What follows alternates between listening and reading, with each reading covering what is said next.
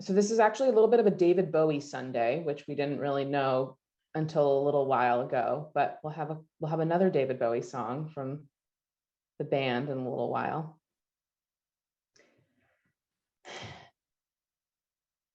But for those of you, again, I'll introduce myself. I'm Reverend Hannah Capaldi.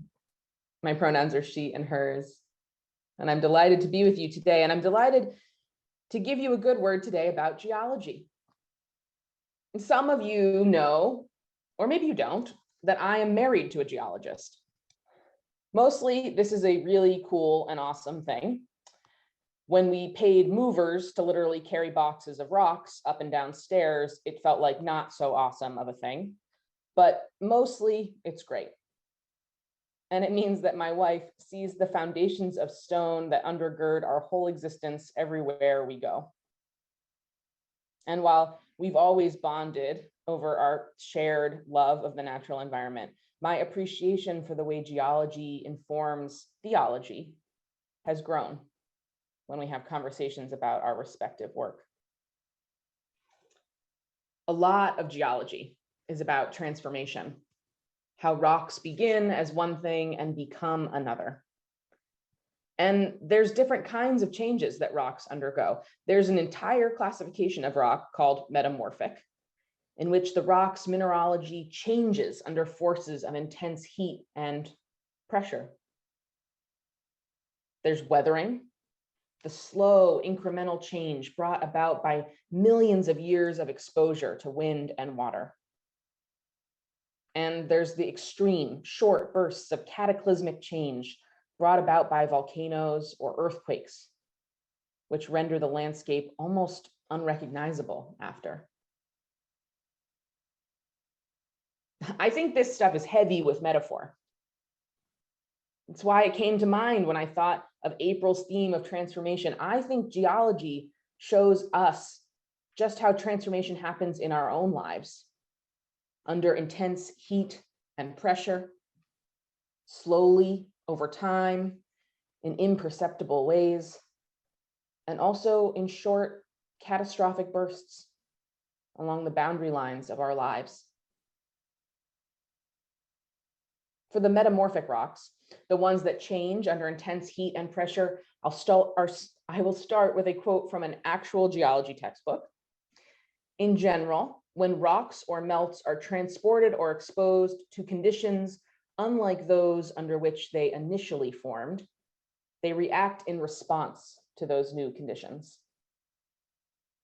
So basically, rocks, like humans, drift towards stasis under conditions that are predictable or familiar.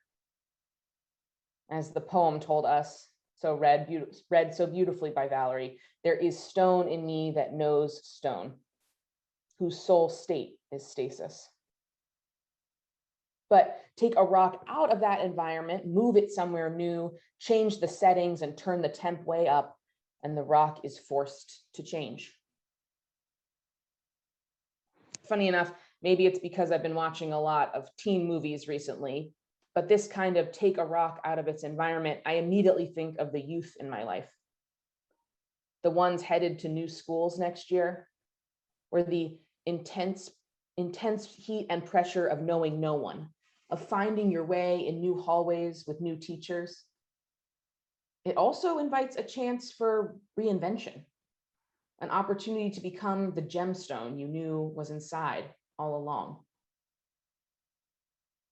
I think so much of adolescence is about forging an identity out of a highly pressurized situation. Teenagers know a thing or two about the strength it takes to be metamorphic.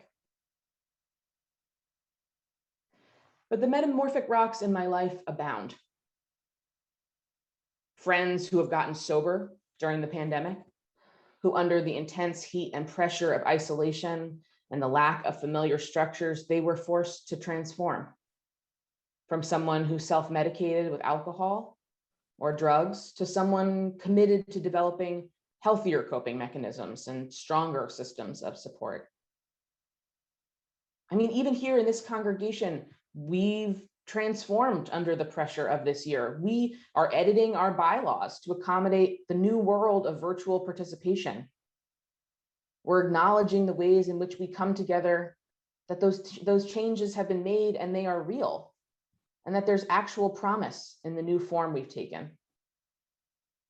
That voting that happens over the internet is valid, that conversations that happen virtually can be soul stirring. Under the intense heat and pressure, we've been exposed to conditions unlike the ones in which we were initially formed. And we're being transformed. And then there is the slower, more gradual transformation, the ones that occur 1% of a centimeter at a time, the ones that take millions of years.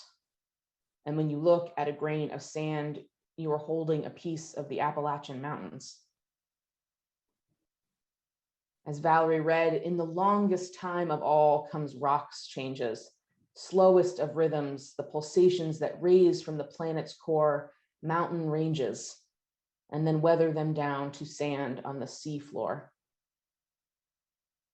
This kind of transformation is weathering from wind and rain, that over time it wears away until the form has changed and is unrecognizable. Wind and rain, those powerful forces of nature that prevail over time to show us that solid rock can become the Grand Canyon. For me, I think that this kind of transformation brings to mind the process of growing up, of becoming an adult. And I noticed so many of us earlier in the chat noting our years in our 20s as times of big transformation. Those days feel long and the years feel short, but slowly, almost imperceptibly, we're changing each day, fumbling towards the people we are meant to become. And to become independent of our parents, of our nuclear systems. Kathleen Rain, the poet, she writes, "My ephemeral substance lay in the veins of the earth from the beginning." There is natural health in letting that water or that wind slowly change your shape until what used to be one rock becomes 2 or 3 or 4. You're still made of the same stuff. You're still of the same material, bound in the same environment, but you're also separate, also different, with your own pockmarks and lines. When my parents sold my childhood home last year, I felt like that small crack had grown to a fissure. That small crack that maybe started when I was a teen, when I first got my driver's license or got my first apartment. That small crack, it had been growing with more water and wind getting in and wearing away. And I was becoming my own person with my own life. And soon I looked around, and the home that felt most like home, it was the one I had made with Livia, not the one I grew up in.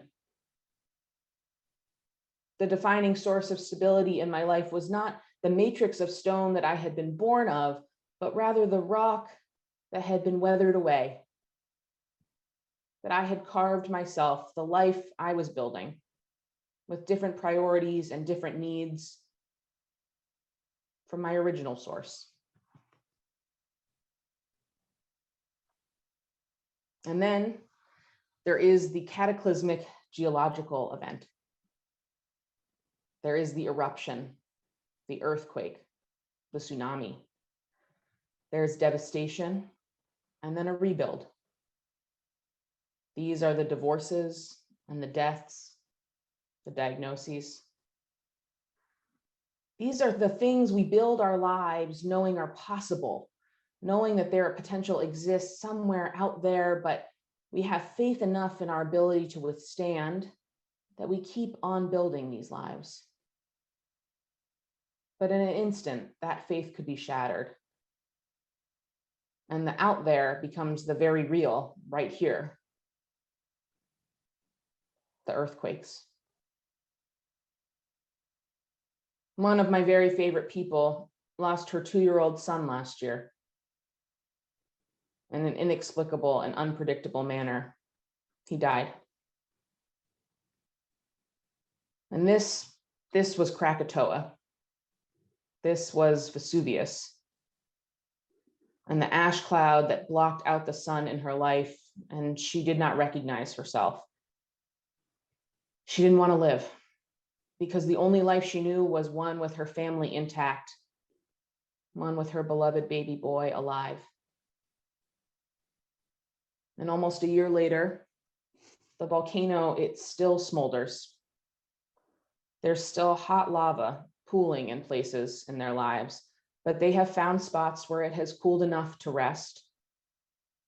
They found ways to laugh again. But that volcano will forever be there.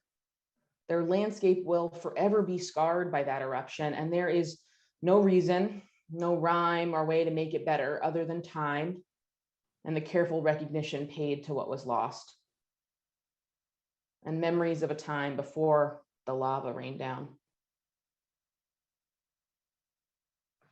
So geology and theology, the potent metaphors of how what happens to rocks also happens to us.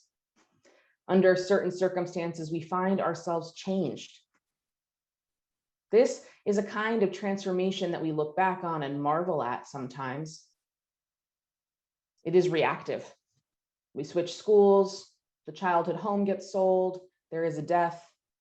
We are transported from our original environment and we assume a new form. But there also exists, particularly in Unitarian Universalist places, a kind of active seeking of transformation, a kind of transformation of self that we believe we can generate if only we meditate long enough. If only we donated more or tried harder, we too will be transformed. But the hard truth of both reactive and active transformation is that it is painful and it is difficult to control. And the truth inside that truth, I think, is that for those of us seeking transformation, a lot of the time, we don't actually want it. We want some facsimile of it. We want the appearance of it, but not the reality of it.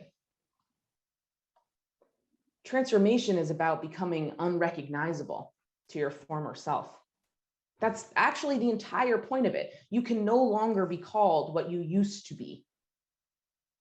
It does not happen in the safe cocoon of familiarity, but rather at the very outer reaches of our lives, at the plate boundaries of tectonic change. If we come here seeking transformation, if we see a need for transformation in our lives, prepare yourself for discomfort and accept the fear of an unknown landscape. Be prepared to accept that perhaps you aren't in it for transformation. You actually like your life and yourself as you are. That you feel good with stasis. You're satisfied with how things are. Transformation is a radical act, one summed up in the eternal wisdom of Winnie the Pooh. I got this from the small group ministry readings for this month. Pooh asks Piglet, how does one become a butterfly? You must want to fly so much that you are willing to give up being a caterpillar, Piglet replied. You mean to die? Asked Pooh. Yes and no, he answered. What looks like you will die, but what's really you will live on. And so it is, I think, for many of us who come to this place, to this faith, to this community seeking transformation. We know what we look like and it is familiar. It is comfortable and it is predictable, but we will never achieve the transformation we are seeking until we are willing to give up being a caterpillar. We are willing to let parts of ourselves die in order to see that which is truly us. Transformation is not comfortable and it cannot be curated. It cannot be contained or controlled or even planned. Transformation is what happens when we are willing to no longer recognize ourselves. So, may this message send you forth to reflect on the places and the times in your life where you have experienced reactive transformation, when you became wholly new again, when you were forced to undergo massive change and discover something previously unknown.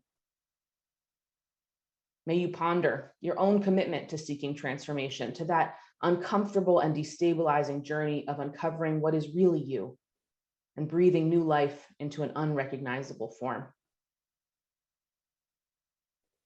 But no matter where you are or what you do, remember, there is a love holding you, bigger than all of it, the force that cuts through stone with water, the pressure and the heat and the plate boundary. May you know the love holding you, and may you find transformation in your life. Blessed be, and amen. Hi, I'm Reverend Hannah Capaldi. And I'm Reverend Abby Tennis. We are the ministers at the First Unitarian Church of Philadelphia, where our mission is to awaken love and justice in our lives and in the world. We're so grateful that you watched, and we hope that the sermon connected with your soul. We also want to invite you to join us for a live worship service every Sunday at 11 a.m. Eastern Time. You can always find the link to that service on our website at www.philauu.org. In these services, you'll hear words like you've just heard, and you also get a chance to greet one another, pray together, sing together, and we even hold a virtual coffee hour after services to get a chance to greet some new and old friends. If you want to support the mission of this community and you feel moved to give, you can do so by going to the website that Reverend Abby just mentioned. You can find that link below, or you can text 215-709-5095 and follow the prompts to give. If someone in your life needs to hear these words today, we encourage you to share this video. And again, thank you so much for watching. We hope to see you soon.